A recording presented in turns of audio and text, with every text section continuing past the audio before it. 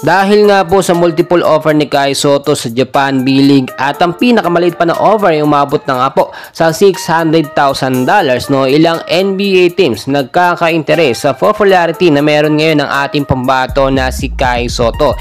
NBA contract na nga ba ang kasunod? Pero bago natin yan pag-usapan mga kaibigan ko, palike and subscribe po muna and pahit na rin po ng notification bell.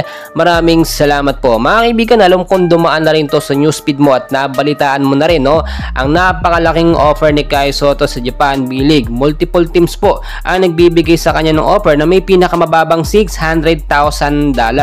Kinumpirma po yan ni Mr. Homer Sison mga kaibigan at hindi po niya binawi ang kanyang sinabi, no? At kung titignan po ninyo, insider ito si Mr. Homer sa Japan B-League at nakakakuha po yan ng mga legit na impormasyon. Kung titignan nyo, para sa akin hindi yan imposible mga kaibigan.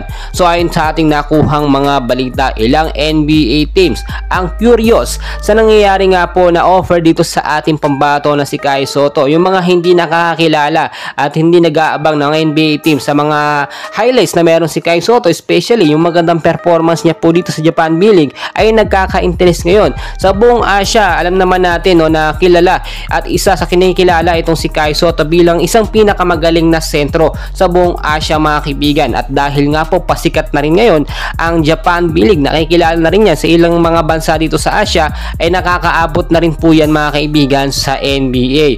Yung sinasabi ko dito, posible na nga bang mabigyan ng two-way contract ang ating pambato na si Kai Sotto sa popularity pa lamang na meron siya ngayon?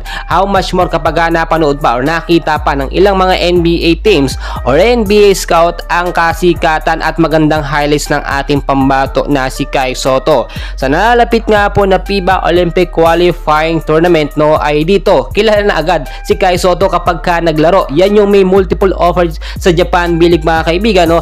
Yan talaga ang pinakapanghahawakan ng ating pambato na si Kai Sotto. Yung popularity niya, nakilala na po siya, hindi na mahihirapan pang magpakilala. Number 1 na kinakailangan ng ating pambato mga kaibigan, magpakitang gilas, no, sipagan sa pagre-rebound, gandahan ng mga highlights para mapansin po ng mga NBA scout, no, at mga NBA teams. Ito pong gaganapin nga po na FIBA Olympic Qualifying Tournament so July 2 to 7 ay spot din po sa mga aspiring na gusto maging NBA player, especially ang ating pambato na si Kai Sotto. Dinidream po niya yan. Kaya naman ngayon, todo suporta ang Gilas Pilipinas kasi nga naman gagawing main center ng Gilas Pilipinas natin si Kai Sotto, no, at talagang ibababad. Mabibigyan niya ng mahabang playing time ni Coach Tim Cone. Si Coach Tim Cone ang unang nagtitiwala na coach sa ating pambato na si Kai Sotto na kayang idominaan ng Asia at nangyari na nga po yan mga kaibigan. So mga kaibigan, dahil pa natin kaganapan, dyan lamang kayo, patuloy ko po kayong i-update and please huwag kalimutan po mag-like and subscribe.